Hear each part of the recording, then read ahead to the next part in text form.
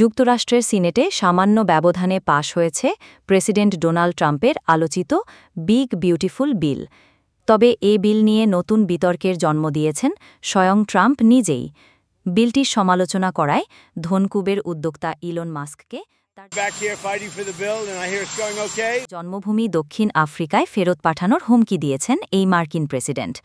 মঙ্গলবার এক সাংবাদিক বৈঠকে ট্রাম্প বলেন, ইলন মাস্ক ইভি প্রণোদনা বাতিল হওয়ায় ক্ষুব্ধ হয়েছেন।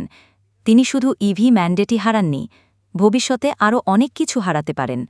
পাশাপাশি তিনি গভর্নমেন্ট এফিসিয়েন্সি দফতরের মাধ্যমে মাস্কের উপর কড়া নজরদারি ও চাপ প্রয়োগের কথাও বলেন। প্রসঙ্গত, গত মে মাসে মাস্ক এই দফতরের নেতৃত্ব থেকে পদত্যাগ করেন।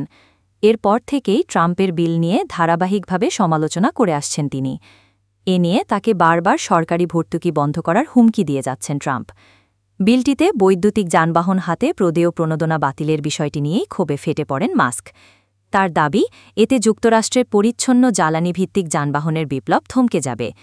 এ কারণে রিপাবলিকানরা যদি বিলটিকে সমর্থন করে, তবে তিনি তাদের বিরুদ্ধে মধ্যবর্তী নির্বাচনে অংশ নেবেন বলেও জানান।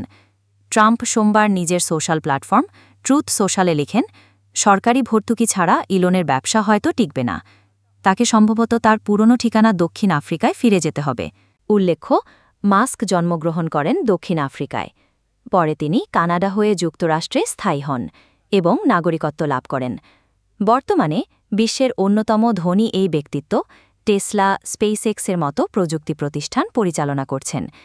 এদিকে ট্রাম্পের বিল পাশ হওয়ার মধ্যেই মাস্ক ঘোষণা দেন, তিনি একটি নতুন রাজনৈতিক দল গঠন করতে চান, যার নাম হতে পারে আমেরিকা পার্টি। ফলে রাজনৈতিক অঙ্গনে মাস্ক ট্রাম্প দ্বন্দ্ব ক্রমে